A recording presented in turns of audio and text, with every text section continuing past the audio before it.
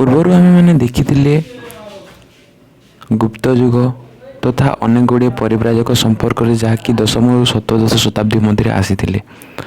ବର୍ତ୍ତମାନ ଆମେମାନେ ଦେଖିବା ଯାହାକି ମୋଗଲ ଯୁଗର ସଂସ୍କୃତି, ଯାହାକି ଗୋଟେ ତମମାନଙ୍କର ଇମ୍ପୋର୍ଟାଣ୍ଟ କହିପାରିବା। ପ୍ରତ୍ୟେକ ବର୍ଷ ଏଥିରୁ 3 ମାର୍କ କ୍ୱେଶ୍ଚିନ୍ ଆସୁଛି ତଥା 2ରୁ 3 ମାର୍କ MCQ ମଧ୍ୟ ଆସୁଛି।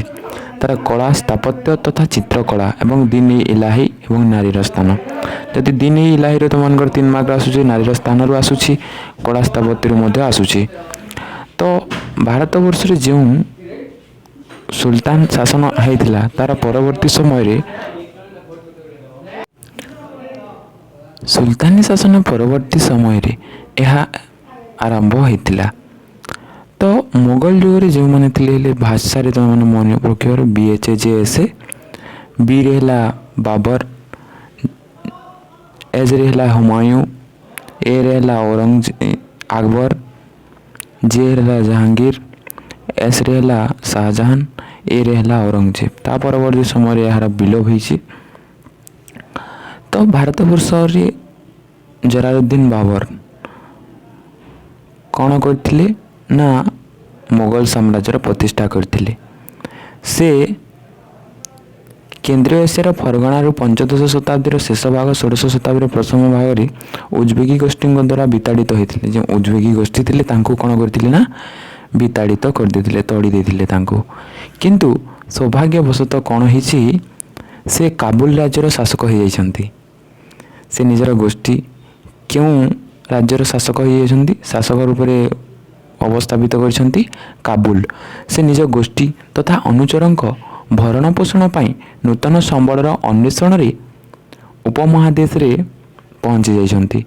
ତ ନିଜର ଭରଣ ପୋଷଣ ତଥା ଅନୁଚରମାନଙ୍କର ଭରଣ ପୋଷଣ ଏବଂ ନୂତନ ସମ୍ବଳର ଖୋଜିବା ପାଇଁ ଭାରତ ବୋଲି ଗୋଟେ ଉପମହାଦେଶରେ ପହଞ୍ଚି ଯାଇଛନ୍ତି। ସେ ସମୟରେ କ'ଣ ହେଇଛି, ଭାରତର ରାଜନୈତିକ ଅବସ୍ଥାର ସୁଯୋଗ ନେଇ, ତ ରାଜନୀତିର ଫାଇଦା ନେଇକି ସେ କ'ଣ କରିଛନ୍ତି ନା ଇବ୍ରାହିମ ଲୋଧି, ଯିଏକି ଦିଲ୍ଲୀ ସଲତନତର ଶେଷ ରାଜା ଆମେ କହିପାରିବା, ଲୋଧି ବଂଶର, ତାଙ୍କୁ ପରାସ୍ତ କରି 1526ରେ ଦିଲ୍ଲୀଠାରେ ତାଙ୍କର ଅଧିକାର କରି ମୋଗଲ ସାମ୍ରାଜ୍ୟର ପ୍ରତିଷ୍ଠା କରିଦେଇଛନ୍ତି। ସେ ତାଙ୍କ ମାତାଙ୍କ ରକ୍ତ ସମ୍ପର୍କରୁ ମୋଗଲ ଶାସକ ଚେଙ୍ଗିଜ ଖାନ ଓ ପିତାଙ୍କ ରକ୍ତ ସମ୍ପର୍କରୁ ତୁର୍କୀ ତୈମୁର ଲଙ୍ଗଙ୍କ ବଂଶଧର ବୋଲି ତାଙ୍କୁ କହିଛନ୍ତି। ସେ ତୁର୍କୀ ଭାଷା କହୁଥିଲେ। ସେ କେଉଁ ଭାଷା କହୁଥିଲେ ନା ତୁର୍କୀ। ସେଥିପାଇଁ ନିଜକୁ ଜଣେ ତୁର୍କୀ ତୈମୁର ବୋଲି ବଂଶଜ ବୋଲି ସେ ନିଜକୁ ଗର୍ବିତ ମନେ କରୁଥିଲେ। ମଙ୍ଗଲମାନଙ୍କୁ ବର୍ବର ଯାଯାବର କୁହାଯାଉଥିଲା। କାହାକୁ ନା ମଙ୍ଗଲମାନଙ୍କୁ ବର୍ବର ଯାଯାବର ବୋଲି କୁହାଯାଉଥିଲା। ତଥାପି ମଧ୍ୟ ୟୁରୋପୀୟମାନେ ବାବର ତଥା ତାଙ୍କର ବଂଶଧରଙ୍କୁ ମୋଗଲ ଶାସକ ବୋଲି ଆଖ୍ୟା ଦେଲେ।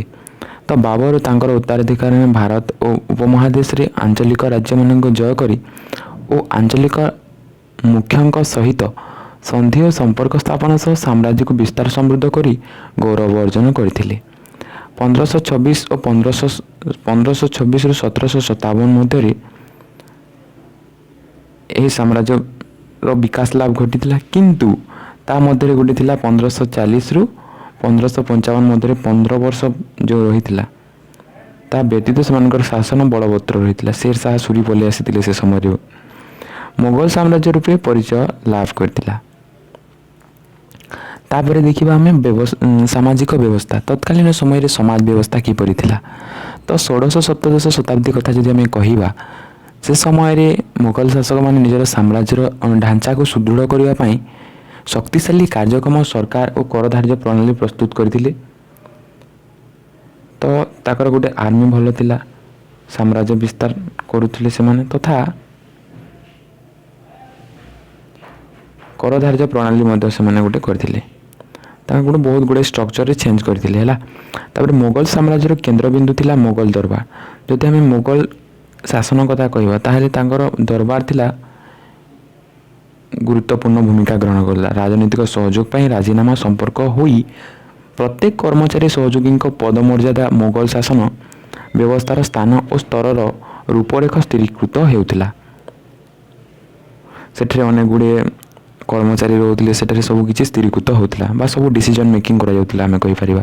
ସବୁ ଡିସିଜନ୍ ଗୁଡ଼ିକୁ ସେଠାରେ ନିଆଯାଉଥିଲା। ସେ ଦରବାରରେ। ମୋଗଲ ସମ୍ରାଟମାନେ ନିଜର ସାମରିକ ଶକ୍ତି ସହିତ ଭାରତୀୟ ଆଞ୍ଚଳିକ ପରମ୍ପରା ଓ ଶାସନ ବ୍ୟବସ୍ଥା ପ୍ରତି ସଚେତନ ରହି ସମ୍ମାନ ଦେଇ ଏକ ସମ୍ମିଶ୍ରଣ ରାଜନୈତିକ ନୀତି ସୃଷ୍ଟି କରିଥିଲେ। ସେହି ମୋଗଲ ସମ୍ରାଟ ଶାସନ ସମୟରେ ସାମରିକ ଶକ୍ତି ସହିତ ଭାରତୀୟ ଆଞ୍ଚଳିକ ପରମ୍ପରା ତ ରିଜନାଲ କଲଚର କଥା ଯଦି କହିବା ତଥା ଶାସନ ବ୍ୟବସ୍ଥା ପ୍ରତି ସେମାନେ ସବୁ କ୍ଷେତ୍ରରେ ସଚେତନ ଥିଲେ ଏବଂ ସମସ୍ତଙ୍କୁ ସମ୍ମାନ ଦେଇ ସମ୍ମିଶ୍ରଣରେ ରାଜନୈତିକ କାର୍ଯ୍ୟକଳାପ କରୁଥିଲେ। କାହାରି ମଧ୍ୟରେ ହସ୍ତକ୍ଷେପ କରୁନଥିଲେ ସେମାନେ। ତାପରେ ଦେଖିବା ଆମେ ମାନେ ମୋଗଲ ଯୁଗର ସମାଜ। ତ ସମାଜ କିପରି ଭାବରେ ଥିଲା ନା ସେତେବେଳେ ଶତକଡ଼ା 85% ଅଧିକ ଲୋକ କ'ଣ କରୁଥିଲେ, ଗାଁରେ ବାସ କରୁଥିଲେ। ତ କୃଷି ଓ ଜଙ୍ଗଲଜାତ ଦ୍ରବ୍ୟ ସଂଗ୍ରହ କରି ତାଙ୍କର ଜୀବିକା ନିର୍ବାହ ସେମାନେ କରୁଥିଲେ। ଜଙ୍ଗଲରୁ ସବୁ କିଛି ଆଣିକି ନିଜର ଜୀବିକାକୁ ନିର୍ବାହ କରୁଥିଲେ ଦୈନନ୍ଦିନ କାର୍ଯ୍ୟ। ମୋଗଲ ଦଲିଲରେ ଚାଷୀକୁ ରୟତ, ମଜୁରୀ ଓ କିଷାନ ନାମରେ ବର୍ଣ୍ଣନା କରାଯାଇଛି। ତ ଯଦି ଆମେ ମୋଗଲର ଦଲିଲ ଗୁଡ଼ିକ ଦେଖିବା ସେଥିରେ କ'ଣ ଅଛି ନା ରୟତ ଆଉ ମୁଜାରୀ, କିଷାନ ନାମରେ କୁହାଯାଇଛି। କାହାକୁ? ଚାଷୀକୁ ରୟତ, ମୁଜାରୀ ଏବଂ କିଷାନ ବୋଲି କୁହାଯାଇଛି। ଯେଉଁ ରୟତ ବା କିଷାନ ବା ଆମେ ଯାହାକୁ ଚାଷୀ ବୋଲି କହୁଛେ ନିଜର ଗ୍ରାମରେ ଚାଷ କରୁଥିବା ତାକୁ ଖୁଦକଶ କୁହାଯାଏ। ଯେଉଁ ଚାଷୀ ନିଜ ଗାଁରେ ଚାଷ କଲା ତାକୁ ଖୁଦକଶ କୁହାଗଲା ଏବଂ ଯାହା ଯଦି ସହରରେ ହେଇଛି ବା ଅନ୍ୟ ଗ୍ରାମରେ ହେଉଛି ତାହାକୁ ପହିକସ୍ତ କୁହାଯାଏ। ନିଜ ଗ୍ରାମରେ କଲେ ଖୁଦକସ୍ତ ଏବଂ ବାହାରେ କଲେ ପହିକସ୍ତ। ଚାଷ ଜମିର ଗୁଣବତ୍ତା ଅନୁସାରେ 6 ଏକରରୁ ଅଧିକ ଜମି ଚାଷ କରୁଥିଲେ ଧନୀ ଚାଷୀ ରୂପେ ପରିଗଣିତ ହେଉଥିଲେ। ଯଦିଓ ଚାଷ ମୁଖ୍ୟତଃ ବର୍ଷା ଜଳ ଉପରେ ନିର୍ଭର ଥିଲା, କେତେକ ଅଞ୍ଚଳରେ ନହର, କେନାଲ ଓ ନାଳ ମାଧ୍ୟମରେ ଜଳସେଚନ ବ୍ୟବସ୍ଥା ଦ୍ୱାରା ଦୁଇଟି ଫସଲ ଅମଳ ହୋଇପାରୁଥିଲା। ଯଦି ଆମେ କହିବା ତା'ର ଗୁଣବତ୍ତା ସମ୍ପର୍କରେ ଜମିର, ଯାହା ପାଖରେ କ'ଣ ଥିଲା 6 ଏକରରୁ ଅଧିକ ଜମି ଥିଲା ସେ ଧନୀ ରୂପରେ ପରିଗଣିତ ହେଉଥିଲା ଏବଂ ସମସ୍ତେ ପ୍ରାୟତଃ ବର୍ଷା ଜଳ ଉପରେ ନିର୍ଭର ଥିଲା। କିନ୍ତୁ କେତେକ କ୍ଷେତ୍ରରେ କ'ଣ ହେଇଥିଲା ନା ନହର ବା କେନାଲ ଗୁଡ଼ିକ ଥିଲା, ନାଳ ଗୁଡ଼ିକ ମାଧ୍ୟମରେ ଜଳସେଚନ ବ୍ୟବସ୍ଥା ରହିଥିଲା, ଯାହାଫଳରେ କ'ଣ ହେଉଥିଲା ଅମଳ ସହଜରେ ହେଇପାରୁଥିଲା ଏବଂ ଚାଷୀ ଜମିର ଅଭାବ ନଥିଲା। ସେ ସମୟ ପ୍ରଚୁର ପରିମାଣରେ ଥିଲା। ଚାଷୀ ଖାଦ୍ୟଶସ୍ୟ ବ୍ୟତୀତ କପା, ଆଖୁ ଚାଷ କରି ଲାଭବାନ ହେଉଥିଲା। ଚାଷ କରିବା ସହିତ ସେ କ'ଣ କରୁଥିଲା? କପା, ଆଖୁ କରୁଥିଲା। ବର୍ତ୍ତମାନ ସମୟରେ ଆମେମାନେ ଦେଖିଛେ ଜଣେ ଚାଷ କରୁଛି, ତା ସହ କୁକୁଡ଼ା ପାଳନ, ମାଛ ଚାଷ, କଦଳୀ ଚାଷ, ବହୁତ ଗୁଡ଼ିଏ ଚାଷ କରୁଛନ୍ତି। ଠିକ୍ ସେହିପରି ଭାବରେ ପ୍ରତ୍ୟେକ ଗ୍ରାମରେ ଚାଷୀ ନିଜର ବ୍ୟକ୍ତିଗତ ମାଲିକାନାରେ ଚାଷ କରୁଥିଲା। ଯଦି ପ୍ରତ୍ୟେକ ଗ୍ରାମରେ ଚାଷୀ ନିଜର ବ୍ୟକ୍ତିଗତ ମାଲିକାନାରେ ହିଁ ଚାଷ କରୁଥିଲା, ତା ଅଣ୍ଡରରେ ସବୁକିଛି ରହୁଥିଲା, ଅଧିକାର ପାଇଥିଲା। ଗ୍ରାମର ଚାଷୀ ଗୋଷ୍ଠୀର ସଦସ୍ୟ ରୂପରେ ବା ଚାଷୀ ଗ୍ରାମ ମୁଖିଆ ଓ ମୁକଦ୍ଦମା ମଣ୍ଡଳ ଥିଲା। ଗ୍ରାମ ପଞ୍ଚଙ୍କ ମିଳନରେ ଗ୍ରାମର କୃଷି ଉତ୍ପାଦନ ପୂର୍ଣ୍ଣତା ଲାଭ କରୁଥିଲା। କିନ୍ତୁ ଚାଷୀ ଏକ ପ୍ରକାର ନଥିଲା। ତ କୃଷକ ହେଲେ, ଶ୍ରମିକ ହେଲେ, କୃତଦାସ ସମାଜରେ ରହିଥିଲେ। କୃଷକ ଥିଲେ ସମାଜରେ, ଶ୍ରମିକ ଥିଲେ ସମାଜରେ, କୃଷି ଦାସ ଥିଲେ ସମାଜରେ। ନିର୍ଦ୍ଦିଷ୍ଟ କେତେକ ଜାତିର ଲୋକଙ୍କୁ ଜମି ମାଲିକାନା ମଞ୍ଜୁର ନଥିଲା। ସେମାନଙ୍କୁ କେବଳ କୃଷି ଶ୍ରମିକ ଭୃତ୍ୟ ରୂପରେ ନିୟୋଜନ କରାଯାଉଥିଲା। ତ କେତେ ଲୋକ ଥିଲେ ସେମାନେ କୃଷି ଶ୍ରମିକ ଭୃତ୍ୟ ରୂପରେ କାମ କରୁଥିଲେ, ସେମାନଙ୍କୁ ଚାଷ କରିବା ପାଇଁ ଦିଆଯାଉନଥିଲା। ଏମାନେ ସମାଜରେ ମର୍ଯ୍ୟାଦାର ସ୍ତରରେ ଶେଷରେ ଥିଲେ। ଏମାନଙ୍କ ସ୍ତର କେଉଁଠାରେ ଥିଲା? ସର୍ବନିମ୍ନରେ ଥିଲା। ଯଦିଓ ଇସଲାମ ଧର୍ମରେ ସମସ୍ତେ ସମାନ, ତଥାପି ମଧ୍ୟ ଗ୍ରାମମାନଙ୍କରେ ଜାତି ସହିତ ଧନୀ, ନିଃସ୍ୱ, ସାମାଜିକ ପଦମର୍ଯ୍ୟାଦା ପ୍ରତ୍ୟକ୍ଷ ସମ୍ବନ୍ଧ ଥିଲା। ଗ୍ରାମର ମୁଖିଆ ବା ଗ୍ରାମ ପଞ୍ଚ ଯାହାକୁ ଆମେ କହୁଛେ, ତ ଗ୍ରାମର ବୟୋଜ୍ୟେଷ୍ଠ ମାନଙ୍କୁ ନେଇ ଗଠିତ ସଭାକୁ ପଞ୍ଚ ବୋଲି କୁହାଯାଏ। ଗ୍ରାମର ବୟୋଜ୍ୟେଷ୍ଠ ଥିଲେ କିଏ? ପଞ୍ଚ। ବୟୋଜ୍ୟେଷ୍ଠ ମାନଙ୍କୁ ନେଇ ଗୋଟେ ସଭା ହେଉଥିଲା, ସେଥିରେ ପଞ୍ଚ କୁହାଯାଉଥିଲା, ସଭାକୁ ପଞ୍ଚ ବୋଲି କୁହାଯାଉଥିଲା। ଏମାନେ ସାଧାରଣତଃ ଗ୍ରାମର ବିଶିଷ୍ଟ ଲୋକ ଅର୍ଥାৎ ଗୋଟେ ଗୁରୁତ୍ୱପୂର୍ଣ୍ଣ ଭୂମିକା ଗ୍ରହଣ କରୁଥିବେ ନା ସେମାନେ। ତ ଉତ୍ତରାଧିକାରୀ ସତ୍ତ୍ୱରେ ପଞ୍ଚରେ ସଦସ୍ୟ ଥିଲେ।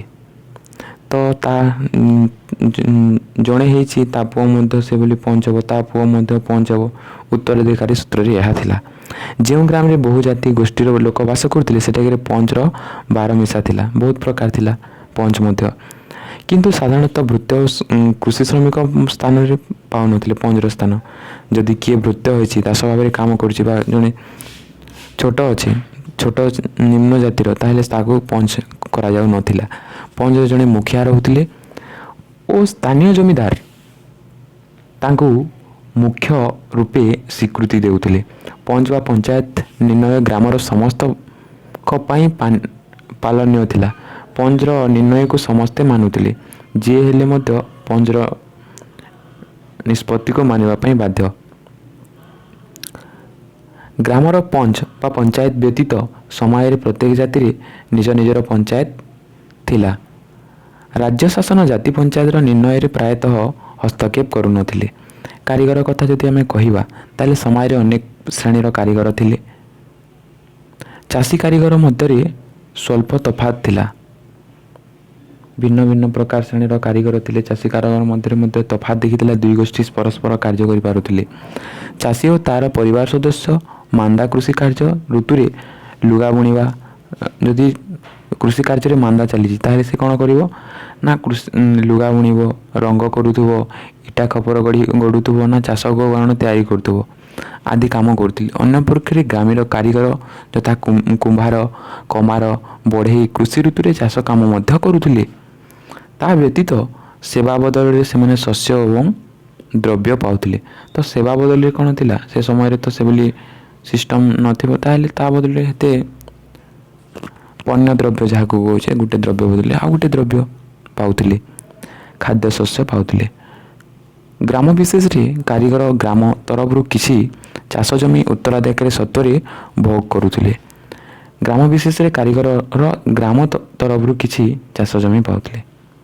କାରିଗର ମାନେ ଗାଁ ତରଫରୁ କିଛି ଚାଷ ଜମି ପାଉଥିଲେ ଯାହାକି ଉତ୍ତରାଧିକାରୀ ସତ୍ତ୍ୱରେ ଭୋଗ କରୁଥିଲେ। ସେମାନେ ସେ ଜମି ତା ପିଲା ତାପରେ କରିପାରିବ। କେତେକ ଗ୍ରାମରେ କାରିଗର ଓ ଚାଷୀଙ୍କ ବ୍ୟକ୍ତିଗତ ବୁଝାମଣାରେ କାରିଗର ତା'ର ସେବା ବଦଳରେ ପାଉଣା ପାଉଥିଲା। କିନ୍ତୁ କେତେକ କ୍ଷେତ୍ରରେ କ'ଣ ହେଉଥିଲା, କାରିଗର ଚାଷୀଙ୍କ ବ୍ୟକ୍ତିଗତ ବୁଝାମଣା ହେଇ ସେ ସେବା ବଦଳରେ ପାଉଣା ମଧ୍ୟ ପାଉଥିଲା। ଆଦିବାସୀ ତ ସମୟରେ ଯଦି ଦେଖିବା ଆଦିବାସୀମାନଙ୍କର ମଧ୍ୟ ତତ୍କାଳୀନ ସମୟରେ ଦେଖିବାକୁ ମିଳୁଥିଲେ। ତ ଭାରତ ଉପମହାଦେଶରେ ଅନେକ ଅଞ୍ଚଳରେ ଘନ ଘନ ଜଙ୍ଗଲ ରହିଛି। ଛୋଟ ବଣ ଜଙ୍ଗଲ ମଧ୍ୟ ଦେଖିବାକୁ ମିଳିଥାଏ। ଜଙ୍ଗଲରେ ବସବାସ କରୁଥିବା ଲୋକେ ପଶୁ ଶିକାର ହେଲା, ମାଛ ଧରା ହେଲା, ଫଳମୂଳ ସଂଗ୍ରହ ସହିତ ପୋଡ଼ୁ ଚାଷ ମଧ୍ୟ କରୁଥିଲେ।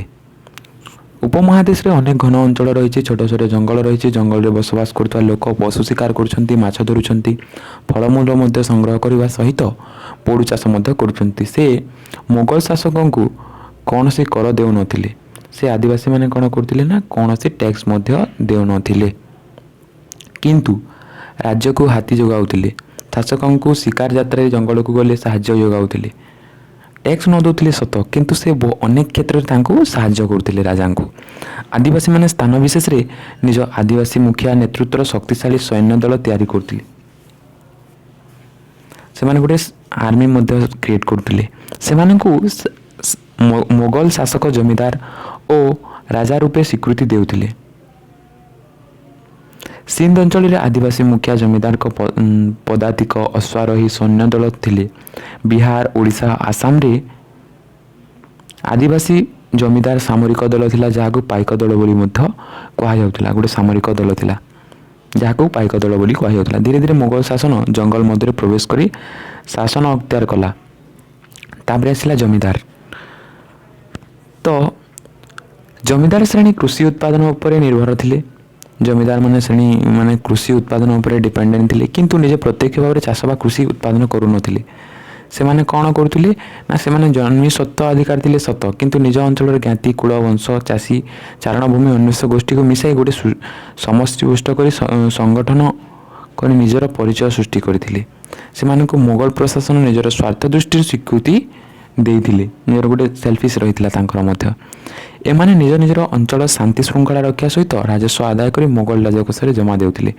ତ ସେ ଜମିକୁ କ'ଣ କରୁଥିଲେ ନା ବହୁତ ଗୁଡ଼ିଏ ଲୋକଙ୍କୁ ଦେଉଥିଲେ। ସେମାନଙ୍କଠୁ କ'ଣ କରୁଥିଲେ, ଟ୍ୟାକ୍ସ ଆଦାୟ କରୁଥିଲେ। ଟ୍ୟାକ୍ସ ସେମାନଙ୍କଠାରୁ କର ଆଦାୟ କରି ତାହା ପୁଣି ସେମାନେ ମୋଗଲ ରାଜକୋଷରେ ଦେଉଥିଲେ। ରାଜ୍ୟ ଓ ମୋଗଲ ଶାସନର ପ୍ରଭୁତ୍ୱ ସ୍ୱୀକାର ତଥା ସେବା ପାଇଁ ଜମିଦାରମାନେ ମିଲକିୟତ ବା ପର୍ଯ୍ୟାପ୍ତ ଜମି ଉପରେ ସମ୍ପୂର୍ଣ୍ଣ ବ୍ୟକ୍ତିଗତ ଅଧିକାର ଭୋଗ କରୁଥିଲେ। ଅଧିକାଂଶ ଜମିଦାର ରାଜପୁତ ଓ ଅନ୍ୟାନ୍ୟ ଉଚ୍ଚ ଜାତି ଆଦିବାସୀ ମୁଖିଆ କେତେକ ସ୍ଥାନରେ ମୁସଲମାନ ଥିଲେ। ଯଦି ରାଜ୍ୟ ଓ ମୋଗଲ ଶାସନର ପ୍ରଭୁତ୍ୱ ସ୍ୱୀକାର ତଥା ସେବା ପାଇଁ ଜମିଦାରମାନେ ମିଲକିୟତ ଓ ପର୍ଯ୍ୟାପ୍ତ ଜମି ଉପରେ ସମ୍ପୂର୍ଣ୍ଣ ବ୍ୟକ୍ତିଗତ ଅଧିକାର ଉପଭୋଗ କରୁଥିଲେ। ବହୁତ ଗୁଡ଼ିଏ ଜମିଦାର ପୁଣି ରାଜପୁତ ଓ ଅନ୍ୟାନ୍ୟ ଉଚ୍ଚ ଜାତି ଆଦିବାସୀ ମୁଖିଆ ଓ କେତେକ ସ୍ଥାନରେ ମୁସଲମାନ ଥିଲେ। ଜମିଦାରମାନେ ରାଜପୁତମାନେ ଜମିଦାର ହେଉଥିଲେ, ଉଚ୍ଚ ଜାତି ବୋଲି ଜମିଦାର ହେଇପାରୁଥିଲେ, ଆଦିବାସୀ ମୁଖିଆମାନେ ମଧ୍ୟ ଜମିଦାର ହେଇପାରୁଥିଲେ ଏବଂ ମୁସଲିମମାନେ ମଧ୍ୟ ଜମିଦାର ହେଇପାରୁଥିଲେ। ସେମାନଙ୍କ ନିଜ ନିଜ ସୁରକ୍ଷା ଦଳ ଆତ୍ମରକ୍ଷା ପାଇଁ ବିରାଟ ଘର ବା ଦୁର୍ଗ ତିଆରି କରୁଥିଲେ। ନିଜକୁ ପ୍ରୋଟେକ୍ସନ୍ ଦେବା ପାଇଁ ସେମାନେ ବଡ଼ ବଡ଼ ବିଲ୍ଡିଂ ମଧ୍ୟ ତିଆରି କରୁଥିଲେ, ବଡ଼ ବଡ଼ ବିଲ୍ଡିଂ ଗୁଡ଼ା। ଜମିଦାରମାନେ ଚାଷୀମାନଙ୍କୁ ସ୍ଥାୟୀ ଚାଷ ପାଇଁ ବାଧ୍ୟ କରୁଥିଲେ। ଜମିଦାରମାନେ ଫୋର୍ସ କରୁଥିଲେ ଚାଷ ପାଇଁ, ଚାଷ ଜମି ଉପରେ ନିଜର ଆଧିପତ୍ୟ ଜାହିର କରୁଥିଲେ, ସେ ଜମିଟା ମୋର ବୋଲି। ଏହା ସତ୍ୟ ଯେ ଜମିଦାର ଶ୍ରେଣୀ ଚାଷୀକୁ ଶୋଷଣ କରୁଥିଲେ। ଜମିଦାରମାନେ ତ ଚାଷୀମାନଙ୍କୁ ଶୋଷଣ କରୁଥିଲେ, କିନ୍ତୁ ଜମିଦାର ଓ ଚାଷୀଙ୍କ ମଧ୍ୟରେ ଗୋଟେ ମୌଳିକ ଆଧାର ପରସ୍ପର ନିର୍ଭରଶୀଳତା ବା ଇଣ୍ଟରଡିପେଣ୍ଡେନ୍ସ ରହିଥିଲା। ଏହାର ଅନେକ ଉଦାହରଣ ଯେଉଁ ସମୟରେ ଜମିଦାରମାନେ ଉପରସ୍ଥ ରାଜା କିମ୍ବା ପରବର୍ତ୍ତୀ କାଳରେ ଉପନିବେଶୀ ବିରୋଧରେ ବିଦ୍ରୋହ କଲେ, ଚାଷୀମାନେ ଜମିଦାରକୁ ସାହାଯ୍ୟ କରିଥିଲେ। ଆମେ ଠାରୁ ଜାଣିପାରିବା ତାଙ୍କ ମଧ୍ୟରେ ସମ୍ପର୍କ ଥିଲା ବୋଲି। ତାପରେ ଆସିଲା ତୁମମାନଙ୍କର ମନସବଦାର। ତୁମମାନଙ୍କ ନିଶ୍ଚିତ ଭାବରେ ଗୋଟେ କ୍ୱେଶ୍ଚିନ୍ ଆସୁଛି, 2ରୁ 3 ଥର ଆସି ସାରିଲେଣି ଏପର୍ଯ୍ୟନ୍ତ, ତୁମେ ଟିକେ ଭଲସେ ଦେଖ ହେଲା। ମନସବଦାରକୁ ଯଦି ମୋଗଲ ଶାସନ କାଳରେ ସାମରିକ ତଥା ଅମଳାତନ୍ତ୍ର ବ୍ୟବସ୍ଥାରେ ଦେଶର ସାମାଜିକ ଓ ସାମରିକ କାର୍ଯ୍ୟ ପରିଚାଳନା କରୁଥିଲେ,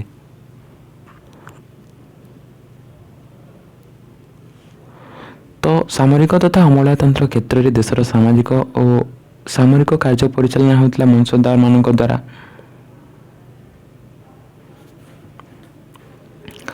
ତ ସେମାନଙ୍କୁ ଭିନ୍ନ ଭିନ୍ନ ଜାତି ଧର୍ମରୁ ଚୟନ କରାଯାଉଥିଲା। ଏହା ଗୋଟେ ପୋଷ୍ଟ ଅଟେ ହେଲା।